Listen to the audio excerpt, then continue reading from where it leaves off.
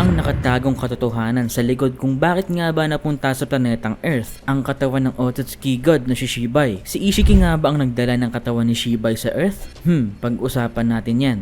Pakipindot nga muna saglit ng like at sa mga naghahanap nga ng app na kung saan pwedeng manood ng anime, subukan nyo mag-subscribe dito sa Usine. Hindi nga lang anime ang meron dito, meron ding movies, TV shows at syempre meron ding sports. Kaya sa mga interesado nga, ipindutin nyo lang yung nakalagay dyan sa pinned comment dyan sa ibaba. Si Ishiki nga ang nagdala ng katawan ni Shibai sa planetang Earth. Isa nga itong elemento na magkokonekta nga sa mga tuldok ng kasagutan sa mga tanong. Kung paano nga ba nagkaroon ng access sa katawan ni Shibai, itong genius scientist na si Amado. Pero paano nga ba nangyari to? Ilang libong taon nang nakararaan, itong si Kaguya at Ishiki nga ay dumating sa Earth upang i-harvest ang chakra fruit ng planetang ito. Pero for some reason nga ay tinraidor nga ni Kaguya si Ishiki. Nasurpresa nga niya si Ishiki to the point na muntik na ngang tuluyang mamatay si Ishiki dito. Sinasabi nga noon na ang dahilan raw ni Kaguya ay dahil ayaw nga niyang paslangin yung mga naninirahan sa Earth. Pero what if may iba pang rason? Ano nga ba yung pwede pang rason kung bakit nga ba kinilangang traidorin ni Kaguya si Ishiki? Ang sagot nga dito ay yung possibility na maaaring gusto pa nga kasi ni Ishiki na maging isang Otsutsuki God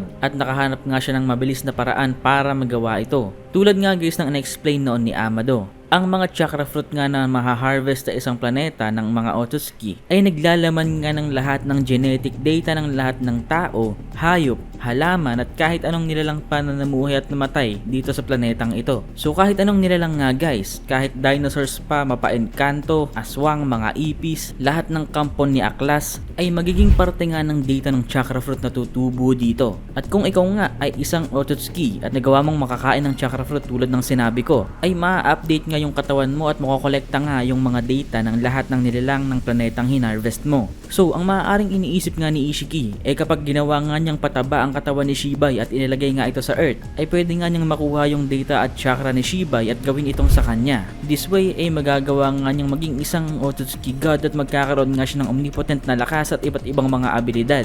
Maaari nga guys na nung narinig nga ito ni Kaguya ay natakot nga siya or maaaring nagalit din at hindi sumang-ayon nga dito sa gustong gawin ni Ishiki, kaya ginawa nga niyang tirahin si Ishiki patalikod. Pwede nga rin guys na illegal nga ito at labag sa rules ng Otsutsuki clan kaya kailangan nga itong gawin ni Kaguya. Pero ayon nga sa tunay na storya si Kaguya nga yung lumabag sa rules. So ano nga ba yung nangyari sa katawan ni Shibai dito sa Earth? Most likely nga guys itinago ito ni Ishiki sa kanyang Daikoten dimension habang pinoproseso pa yung kanyang mga plano. Or pwede nga rin ipinagkatiwala niya na ito kay Amado at itinatago nga ito ni Amado sa isang safe place na hindi natin alam.